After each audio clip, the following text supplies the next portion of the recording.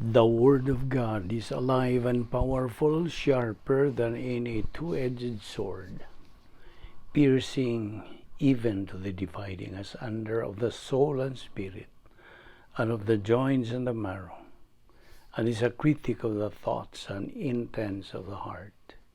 All Scripture is God-breathed and is profitable for doctrine, for reproof, for correction, for instruction in righteousness, that the man of God might be mature, thoroughly furnished unto all good works. Study to show thyself approved unto God, a workman that needeth not to be ashamed, rightly dividing the word of truth. Proverbs 29:23. A man's pride will bring him low, but the humble in spirit will retain honor. Luke 17:3-4. Take heed to yourselves. If your brother sins against you, rebuke him. And if he repents, forgive him. And if he sins against you 7 times in a day, and 7 times in a day returns to you saying, I repent, you shall forgive him. Mark 11:25-26. Whenever you stand praying, if you have anything against anyone, forgive him, that your Father in heaven may also forgive you your trespasses. But if you do not forgive, neither will your Father in heaven forgive your trespasses. Ephesians 4:1-3. I therefore, the prisoner of the Lord, beseech you to walk worthy of the calling with which you were called, with all lowliness and gentleness, with long-suffering, bearing with one another in love, endeavoring to keep the unity of the Spirit in the bond of peace. Colossians 3:13, bearing with one another and forgiving one another. If anyone has a complaint against another, even as Christ forgave you, you so also must do. Sa dili pa kita magkapadayon sa atong pagtuon ni ining adlaw, our spiritual momentum, yung kinahanglan ng atong pagsusi sa atong kaugalingon, kung na pa ba kita mga sala. We have to name all the sins, acknowledge all the sins that we have committed today. Kini mahimong babag sa pagtuon, kung dili nato kini isugid. 1 John 1:9, the recovery technique says, if we confess our sins, He, God, is faithful and just to forgive us our sins and to cleanse us from all unrighteousness. Alang kanimo higalang wala pa'y Kristo diya sa imong kinabuhi. Dili ka paluwas.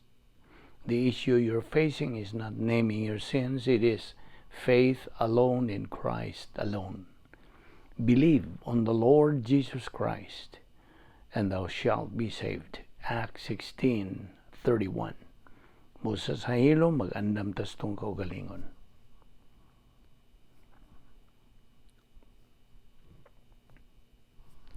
Let us pray. Amahan namong langit no, nagapasalamat kami kanimo. Ning lain na sab nga higayon, imo kaming gidala dinhi, aron kami makapadayon sa among pagtuon sa imong pulong. Salamat o Dios nining adlaw nga imong gipadangat kanamo. Uban sa mayong panglawas, askil pa kami og nagginhawa pa kami og lanti pa among pangisip kining tanan, umikan lamang sa imong gugma, kaluoy, kortesya o grasya. Salamat o Dios, bisan dili kami takos niini, uban ni kami nagis pagtudlo kanamo sa balang Espiritu Santo. Salamat nining among Bible study pinagi sa YouTube ubos sa Balbido Evangelistic Ministry. Kining tanan namong ipasalamatan sa ngalan ni Ginoong Hesukristo. Amen. May adlaw tanda nato mga higala, mga subscribers, mga igsuon diyan ni Kristo. Welcome once again ning atong Bible study ning adlaw. Padayon kita sa paghisgot ni ning atong tun-anan nga giuluhan og the Doctrine of Sin, ang pagtulunan o doktrina bahin sa sala, nga the theological term nini is hamartiology. Okay, so naghisgot man tag mga sala. Okay, atong hisgutan kagahapon kining mga listahan dinhi, og I hope na kaapas kamo sa atong hisgutan nga mga lista sa mga sala. Okay, ato'y padayon kini. Kini bang gossiping usa kini? Okay, daghan ra bang mga Kristiyano wala sa kay bawo nga ang pagpanglibak sala. Muralag natural na lang na nila ba? Kaya wa man masilsil diha sa ilang kalag kini usa sa mga lista sa mga sala. Okay? So, gossip. This means that troublemaking, ang pagbuhat og dautan, ang pagbuhat og kasamok. It is often generated pinagi sa pagbungat sa baba in gossip, di ba? Tinuod man po na. So, magsugod gani ka og gamag mga istorya na ang tuyo gyud nimo nang imong gibuhat mao ang paghimo og gubot. Mao man gyud na. So giingon na sa in English nga generated through the mouth in gossip, maligning, and judging. The mouth is the external. You see? Mao man gyud na. So gahisgot ta dinhi og usa ka troublemaker. Kining tawhana nga hulagway diya sa Proverbio 6, he is arrogant, he is jealous, implacable with revenge, motivation, which is evil, dautan. He is a gossip and guilty of inordinate ambition and inordinate competition. So, the troublemaker is a disaster in the local church, di ba? Sa lokal nga simbahan, makagubot ni siya. And kini, di lang kay sa simbahang lokal, kundi sa bisag unsang pundok or organization. Troublemakers are always uptight, di ba?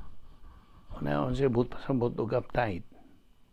Ang uptight nga tao, dali ra ni siyang masuko. Og bisag kuhiton ra nimo, kanang gitawag nila og pikon, di ba? Mao na pikon, uptight. Ang mga troublemakers are always pikon. Di ba nila? Kaya nga naman, tungod kay in their mind, these people are always kanang better than everyone else. Murabag ilang pagtuo nga sila mas labaw pa sa uban. Ang ilang una-una, mao nga sila mas maayo, sila ay pinakamaayo, ang uban dili. Kita nimo. Mao kini ang grupo sa bersikulo. Ang grupo sa bersikulo. Atong tanawon ang primero. A worthless person, a wicked man, is the one who walks with a perverse mouth. Mao itong atong gisgutan kaganihang kagahapon, unsa may buot, unsa may binisaya og perverse mouth. Well, perverse mouth means masukihon nga ba. Masuki. Now, kini nagkahulugan, mao ni atong giingon kagahapon. This means that troublemaking is often generated through the mouth in gossip, maligning, and judging. Basta naaga ni musugod og chismis, bantay. Naaga ni musugod og istoryang mga dautan, ang tuyo ra gyud ana mao dautan. Ang tuyo gyud ang gubot. Yan ang maong kanang tuyo. Ang tuyo gyud ana mao ang paglawgaw. Kung saan to pang inistoryahan, mao man gyud na. Apan makahimo bugod ang usa ka magtotoo ana, a Christian. Do you think a Christian can do that? Now, the mouth is the external manifestation of one's character and disposition. Ang usa ka twisted, meaning a false mouth, emphasizes the sins of the tongue, sala sa dila. Kining perverse, atong tanaw na, kining perverse mouth nga gisgutan dinhi sa original nga Hebrew is, well, of course, dili man ni Hebrew, twisted ang but pasabot sa in English. Ang original ni ang translation ni from the original, twisted. Naon sa mo po'y binisaya og twisted. Tuis. Sakto? Mudawat ka ba niya na? Tuis. Di ba? Now, kanang perverse mouth, ang kinaduulan nga mugawas nga description ana nga gigamit sa original nga Hebrew nga twisted, kanang ato bang tan-awon nga gansilyo. Kita ba mo gansilyo? Kanang gansilyo ang pagsud ana sa kanang imong tanod, twisting man na aron dili na mabadbad. Okay? Kay mura kawit-kawit manguna siya ang gansilyo, ang but pasabot nako. Aron ang resulta di na mabadbad kini siya. Mo ni gigamit sa Hebrew. Kanang gigamit sa Hebrew nga perverse mouth, ang gigamit niining masukihong ba ang original gyud ana, twisted na siya. Okay? Kasabot ka? Now, mutana ka nga naman ni. Kay, ang buti pasabot gyud ana, kay kung sige man galing ka og ingon ana, mo resulta na nga, kadugayon, di na mabadbad ang resulta sa imong himo. Mas grabe sa original nga Hebrew. Kining buot pasabot ning ingon ini nga bersikulo ang iyang pulong. Mao nang sa binisaya, gisulti lang og masukihon ba. Apan, it does not give any justification to the original Hebrew. Mao na, sa atong explanation, atong gipagawas kini, a twisted false mouth emphasizes the sins of the tongue. Gatawag may pasiya sa mga sala sa dila. Ang but pasabot niya na, kanang masukihong ba, ang but pasabot ana, sala sa dila, sins of the tongue, nga atong gisgutan. Then, we go to the next verse, versikulo 13. Okay? Verse 13, niya na, mauna ng kining panghidhat na sa mata. Inumdong ka, kagapon itong gisgutan. Panghidhat sa mata. Now, unsa magyud ning panghidhat sa mata? Okay? Kay diha mangyoy sa original ng Hebrew, dili na gani usahay murag di tamada o laktod i-translate sa English o sa Bisaya. Kinahanglan i-describe na. Kaysa kining mga panahon bas pag suwat ini. Oh, by the way, I think kitang tanan na ibaw nga kung mobiyahe ta kanang mupanaw batas laing nasod, lain nga country ba? Labi na kon kanang maong country dili kaayo ilado nato, importante kaayong mahibaw tag unsa ang ilang kultura, gusto? Like for example, kamong panalitan mo adto mo sa Saudi, kinahanglang mafamiliar mo sa kultura sa mga Arabo dito, gusto? Unsay sakto o unsay dili. Bisan gani kamo abot mo biyahe ngadto sa Singapore, for example.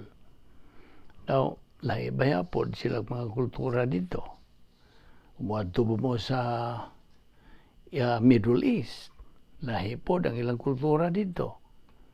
Og sa, especially we are talking about the Middle East, ang Middle Eastern culture dinhi. Ato makita nga kining bersikulo 13 nagahisgot gyud kini sa culture sa Middle East. Diin kanang okay, mo ni gihisgutan dinhi. Kini mong gipanghisgutan dinhi nagapakita sa pagka kanang kinahanglan gyud natong mahibaw-an ang ilang kultura. Okay, padayon to sa paghisgot ni bersikulo 13. Naghisgot man tabahin sa troublemaker, di ba? A troublemaker has body language. Winking, ang kanabang pagkidhat. Winking means you wink as you run down someone. Mao na to itong isgutan. To signal with the feet means to scrape the feet. It is rude to point with the finger. All these, kining tanan, is the body language of mockery, ridicule, and derision. A troublemaker gets his kicks by putting other people down. Sa laing pagkasulti, unsay ibot pa sa butan nga ang mangita o gubot, mao gyud ng tao nga manlupig. Kung mahimo iyang lupigon ang tanan. Kaya siya mismo is a slug. But you can put down other people. Dili nimo siya masaway. Apan kusog siya mo saway. You see? Di nimo ni siya masaway. Apan kusog ni siya masaway sa uban. So, who signals with his feet and points with his fingers? Adto ta diretso sa sunod bersikulo. Verse 14. Unsa man pod ng sunod nga bersikulo? Who with perversity in his heart continually devises evil, who spreads strife sa kang kinsang kasing-kasing ana ang pagkamasukihon nga nagalalang ug dautan sa kanunay nga nagapugas sa pagpakilalis.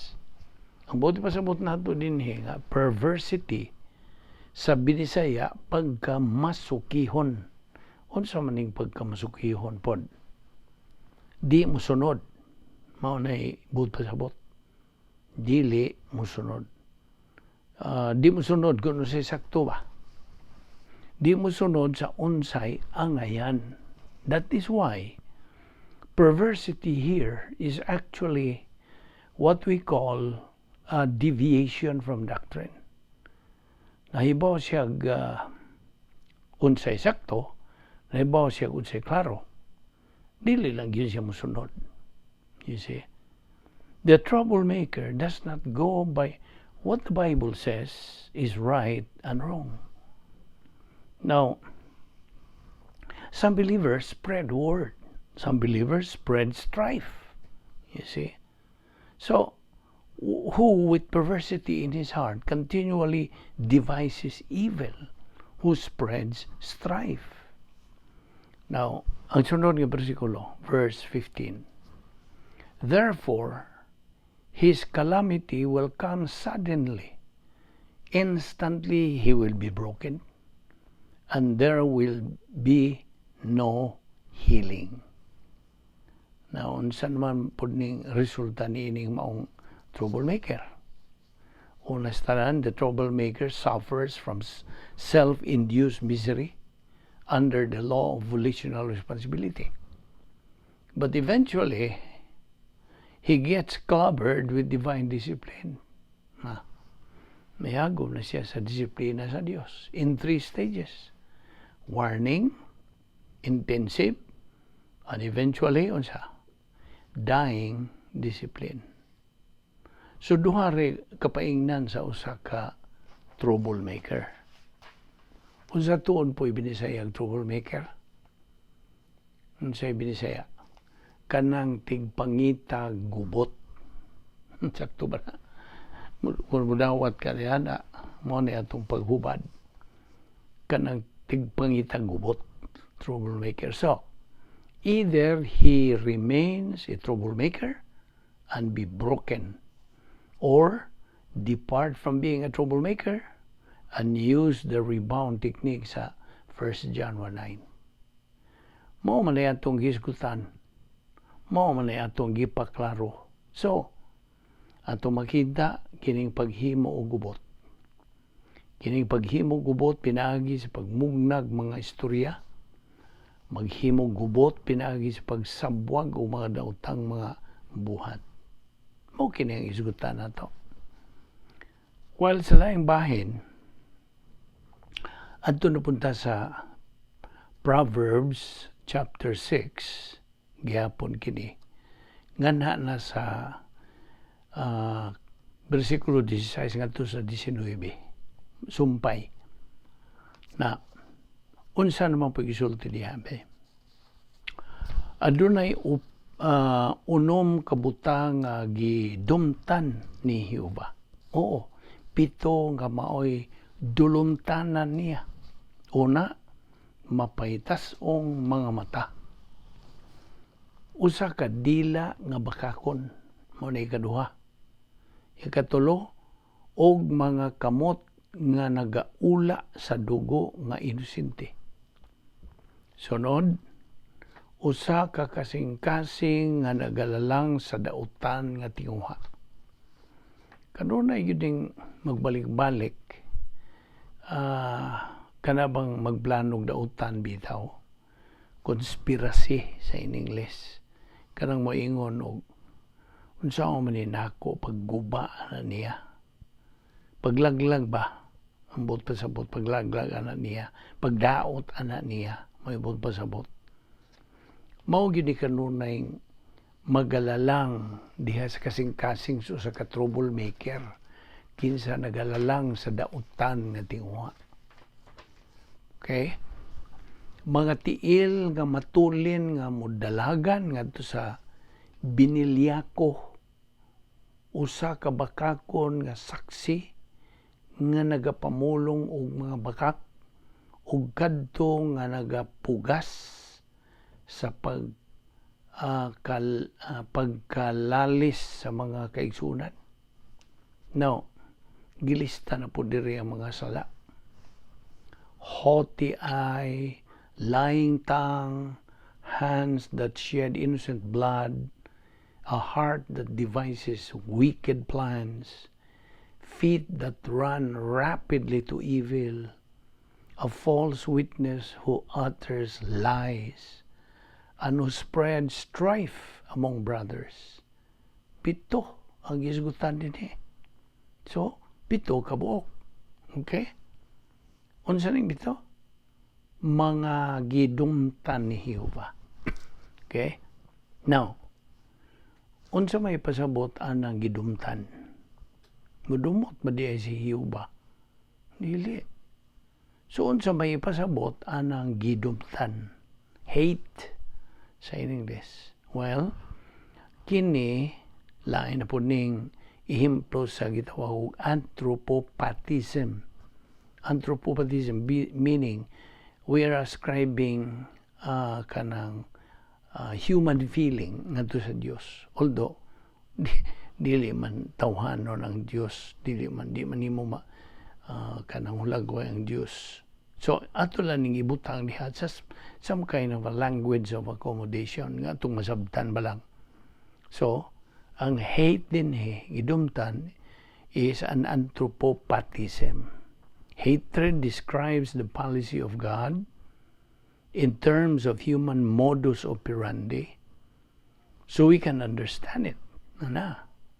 Wa ni magpasabot nga gidumtan gyud nga gidumtan. Apan angay natong makita nga kining gilista dinhi nga 7 ka buok, wa gyoy ayo ini atubangan sa Dios. Wa. Ingon na lang nato pagsulti. Okay? Now, unsa maning 7 ka buok nga gipanglista dinhi? Well, sugdan ko nato pagtuki ang bersikulo 17. Sala baya ni atong isgutan. Di man eh. Well, unsa maning mapahitas ong mga mata? Kini yung Hebrew, no? Unsa maning mapahitas ong mata? Wa pag yung kung makita mapahitas ong mata, kung yung mga kanang analyson, unsa may hitsuras tao nga mapahitas og mata? Mutana ko nimo. Unsa may but pasabot sa original nga mapahitas og mata? Kung nato lang lakturon pagasulti ba? Mapahitason. Period. Di ba? Mapahitason mga mata. Ang buti pasabot na mapahitason. Haughty eyes is arrogance. Basta? Which includes everything. Tanan. Bitterness, jealousy, vindictiveness, implacability, hatred, self-pity, tanan nga nga nalambigit niling maong pulong. Okay? Bitterness kanang pagka mapintasan, mao ba na? Jealousy, pagka pangabubuko, vindictiveness, pagpanimalos, implacability, pagkagahin sa hatred, pagdumot, self-pity, pagkaluoy sa kaugalingon. Tanan lagi nga nga nalambigit nining maong pulong. Haughty eyes. Kanang gitawag nato mapahitas ang mga mata, arrogance na may gisgutan diha. Nya lying tongue. Saman. Lying tongue. Kining lying tongue, klaro na gyud na, di ba? Ang bakakon nga dila. O matod pa dinhi, usa ka dila nga bakakon. Naon sa may pasabot sa usa ka dila nga bakakon. Bakakon. Bakakon. Not necessarily kay ngano man. Unsa may nagalangkob sa pamakak kung bakakon ka. Unsa man. Unsa may nagalangkob sa pamakak kung bakakon ka. Daghan baya ang naapil niya ng pamakak. Di kay tang baya ang atong ipasabot ani. Okay? So, ang isulti bakak. Primero, bakak. Unsa lain pa nga lalangkob niya ng bakak. Unsa pa lain? Pagdaot sa uban. Kada bang maggama kag istorya aron lang sa pagdaot sa uban. Mao na. So therefore, atong tan-awon kining lying tongue dinhi. Ang buti pasabot ini mao nga it refers to malicious gossip and slander. Hands that shed innocent blood. Unsa naman po ipasabot ini? Atong masabtan nga usa ka murder kini, pagbuno, di ba? Now, balik ra gud ta sa mga verses. Verse 18. Haughty eyes, a lying tongue, and hands that shed innocent blood. Unsa to'y haughty eyes? Arrogance. Okay? Ang lying tongue, slander. Hands that shed innocent blood, murder. Okay. Na ba mo'y namatikdan diha sa maong bersikulo? Mental attitude sins. Sins of the tongue and overt sins. Nakabantay mo? Na. Klaro gyud kayo. Mental attitude sins, arrogance, unya ang sins of the tongue, slander, unya overt sins, murder. Tulo. Ang tulo ka categories of personal sins. Sabot? Okay, let's move forward. Verse 18. A heart that devises wicked plans, feet that run rapidly to evil. Now, there are always frustrated people who become conspiratorial. Conspiratorial, okay? Unsa both pasabot ni conspiratorial? Well, of course, it comes from the verb to conspire, okay? Nya, ang noun nini is conspiracy. Kanang magsabot-sabot ba? Magplano-plano. Apan ang ilang pagsabot-sabot o plano-plano, kanang pagdaot. Mao na conspiratorial. Nga gaplano-plano, gasabot-sabot sila, unsaon pag-manipulate, unsaon pag-maniubra, unsaon paglaglag, unsaon pagdaot. Okay? Kining mga tawhana nga gisgutan dinhi, mga tao nga frustrated. Unsay binisaya og frustrated pod? Nasungot. A heart that devises wicked plans and feet that run rapidly into evil. Now, kinigong mga tawhana, kasagaran nga mag-conspiratorial, maoning mga tawhanang gitawag nato og, okay, let's just move forward na lang. When authority makes them feel uncomfortable, they do everything they can to undermine that authority. That is conspiratorial. Sabot ka? Daghan manggong mga Kristohanon nga dili sila tungod kay wa nila anara ang ilang kaugalingon sa pagpailalom sa otoridad sa pulong sa Dios diha sa ilang kinabuhi. Sa otoridad sa Dios sa ilang kinabuhi, they are not oriented to authority. You see? So kung buabot na ganiyan ng pag-atubag authority, wa sila pagtahod. You see? Kaya they are not oriented man.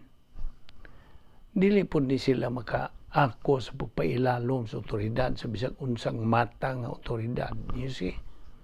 In other words, they had never been oriented sa pagpailalom nila under any authority in life. Wala. Bitaw nga gitunaan man nato every now and then ang bahin sa prinsipyo sa otoridad. Kinahanglan natong mga magtotoo ang pagpailalom nato sa otoridad. We need to be oriented to authority, any kind of authority. Himplo, sa may himplong mga authority. Ang Pangulo sa nasod, ang mga kapulisan, mga kasundaluhan, coach sa kanang team, sa basketball, bagod sang paugnas. Kini mga authority, mano himplo. Gani, kini mga signpost, mga authority man na. Kana bang stop sign, kanang mga sign diha sa mga kadalanan, authority. You see, na kung wa ka maanad og sunod og authority, di ka sunod sa ubang mga authority. Basta, mao na ang pasubot nato. Ang believers should be oriented to authority. Mao nga, ang isgutan ta dinhi nga pagsabot-sabot, pagplano-plano, kunsabo sa tuyo sa pagdaot sa otoridad, mao kini mga tawhana nga wa gyud ni sila maghatag og pagtamod, og pagtahod, og bisag unsang matang sa otoridad. You see? Disoriented gini sila authority. Well, of course, balik ko na to. Ang troublemaker man God, ilang tanaw nila, sila ray otoridad. Sakto mo? Nakita nimo? Kay ilang tanaw, sila ra kunoy maayo, sila ra sakto. Ang uban dili sayop. As a result of conspiracy, mao na ni. There is active civil disobedience. Now, feet running rapidly to evil refers to criminality, destruction of property and life in the name of some kind of crusade. Na kanang mga pagdaot na sa mga kabtangan, vandalism. To kay doon na kuno sila katungod sa pagbuhat sa ingon anak. Mao ni nakagrabe. Kana bang tungod kay ilang gituhuan bisan og sayop sila, tungod kay nagama naman sila ilang kaugalingon nga sila kuno'y sakto. Mao nang mulihok na sila sa pagbuhat og dautan, batok nimo. Bisan dili sila sibo sa sakto. Kasabot ka. Therefore, we move forward. Verse 19. A false witness who utters lies and one who spreads strife among brothers. Now, unsa man ning false witness? Kana bang mohimo kang testigo nga mao na bisag dili. Right? Bisag di tinuod ba? Now, makahimo ba ang Kristiyanon o ingon na? Makahimo ba ang magtutuwa na? You see, ang nakagrabe manggod ining false witness kay malawgaw ang sitwasyon. Di ba? Ang bot na ito pasabot ini mao. Nga kunaay maghimo og bakak nga pagtestigo, ang may tabo mao nga malubog na inoon ang kaso. Kuna magaling kaso. Ang iyang tuyo maong paglubog sa kaso. To sa sakto na paglubog o paglubog. Paglubog. Now, a false witness is one who lies na makak and makes it impossible to bring out the facts. A false witness who utters lies and one who spreads strife among brothers, meaning ana sa mga kaigsunan, mga Kristiyanon, sowing discord or strife between the brethren, kini hisgot to playing one person against another. Nagkasabot ka ba nining playing one person against another? Sabong-sabong. Mao ni but pasabutan na. Sabungon ba? Di ba? Ano ba yan? Kinsa ning mga tawhana? Kusog mo ingon na, di ba? Now, wanto na siya sa usa ka Kristiyano o mudayon o ingong, di ba ka ba? Nga sikuan, mauni iyang gisulti. Muhunghong na siya ingon na nimo. Adto na po siya sa ubang mga Kristiyanon, honghong na po dito. So, ang resulta, pagbantay jud mo ingon ana. I hope dili ka ingon ana pod. Karon nakasabot ka na, bahin ni kaimtanga. Nakasabot ka na. I just hope ngano di ay nga si Timoteo nagasulti og likayin ninyo ning mga tawhana. Nakita nimo na si Timoteo mismo mingon. Likayin ninyo kini mga tawhana. Basin og sa una mayon kag di man angay likayan. Angay man nang mangani na nato sila maymayan. Oh, mahimo ba? Maymayan, mahimo ba ni silang mga tawhana? Maymayan, mahimo pa ba? Mamay-may ba ni mga tawhana? Kung wa magani kini sila maminaw sa pagtudlos pulong sa Dios, kung man gani nila himuong tinuod ang pulong sa Dios silang kinabuhi, ikaw pa kaha musulti mo may nila. Apilon ka pa. Apilon kanila og duot. Unsay nga na nang ingon na iduot kanang mura ba magturos og kuto, inon ba ka? Apilon kanilang irok. Apilon kanilang turos. Tudson ka ba? Na mauna. Nakasabot ka ba niya ng mga karaan ng mga Bisaya?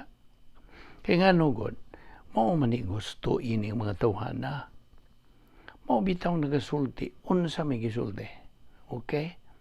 Let's go to 2 Timothy chapter 3, verses 2 to 4.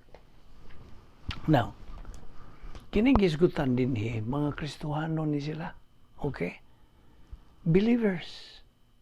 O by the way, kung imong basahon ang versikulo 1 ni ini, nagasulti din unsay gisulti sa verse 1, apan sabta kini nga unya sa kaulahi ang mga adlaw, managpangabot ang mga panahon nga lisod. Unsa man ang kaulahi ang mga adlaw? Last days. Kanus aman ang kaulahi ang mga adlaw. Kining kaulahi ang mga adlaw mahimong daghan ning buot pasabutan nila ba? Okay? Apan ko natong tanahon kining gipanglista din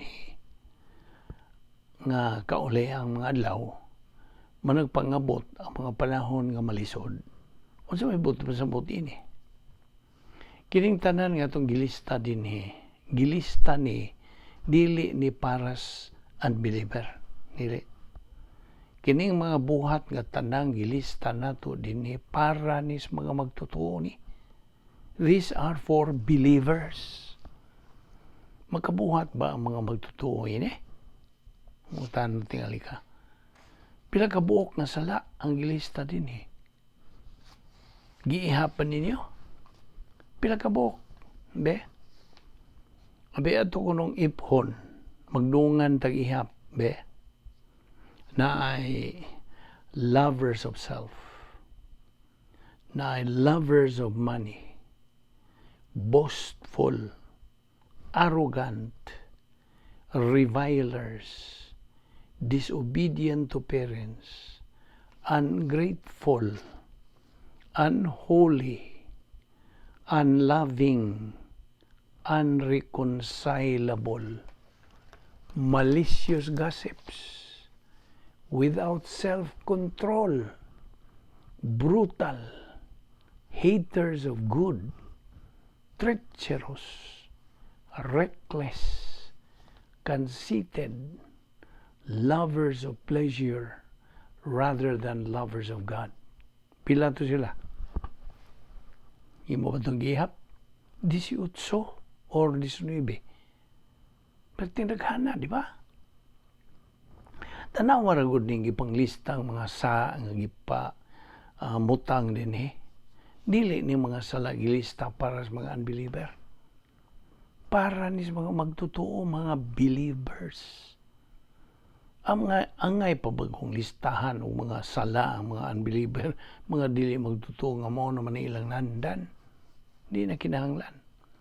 Di na kinahanglang listahan o mga sala ang mga unbelievers, kaya nga naman tungod kay mao na may ilang na andan nga gipamuhat.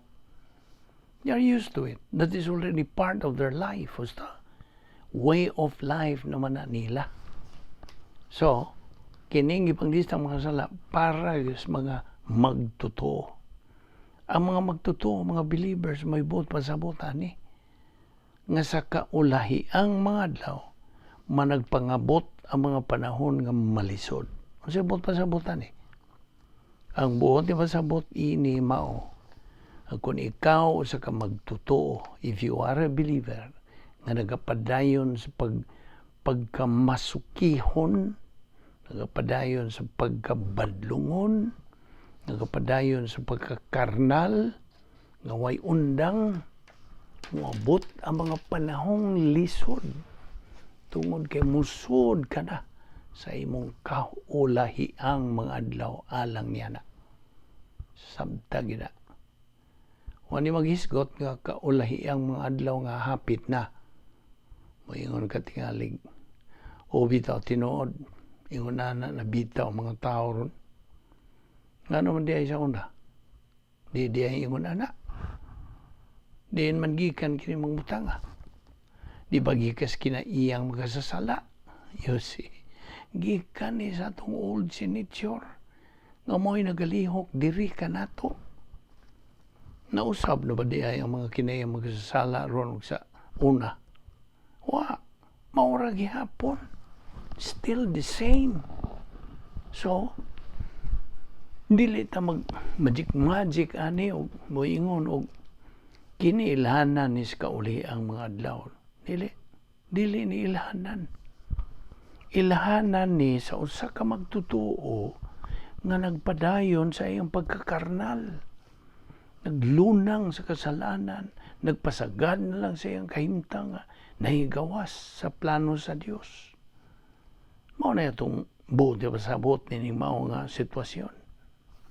Kaya ang mga tao niya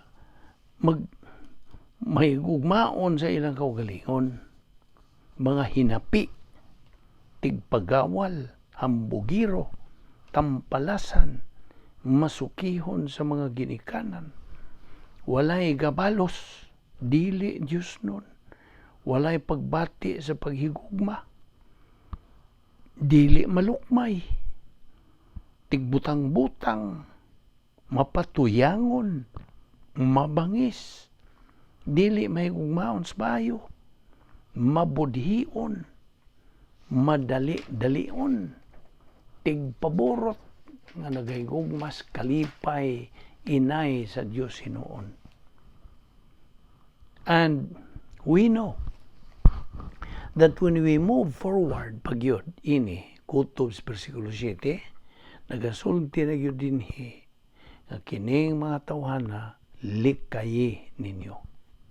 Moto'y atong isgutan nga likayi ninyo. O sa may buti pa sa butan lovers of self, lovers of money, boastful, arrogant, revilers, disobedient to parents. Ato ra gud ning isgutan tagsa kun unsa ni sila. Aron maklaro nato ug mao na atong sugdan sa pagtuon sa sunod natong pagtuki bahin ining pagtulunan about sin may tungod sa sala. Tagsa-tagsaon nato sa paghisgot kini. So gidapit ka sa pagpadayon sa pagsunod ning atong pagtuon sa balaang pulong sa Dios. Okay? Magampo ta. Amahan na mo nga Diyos, nagapasalamat kami kanimo sa imong grasya. Kamong giiton ani ning adlaw. Salamat o Diyos sa imong pag-uban kanamo. Ining among paghisgot nining bahin sa sala nga kini. Grabe kayo di ayang. Nakita na mo ang sa kagrabe kini sala.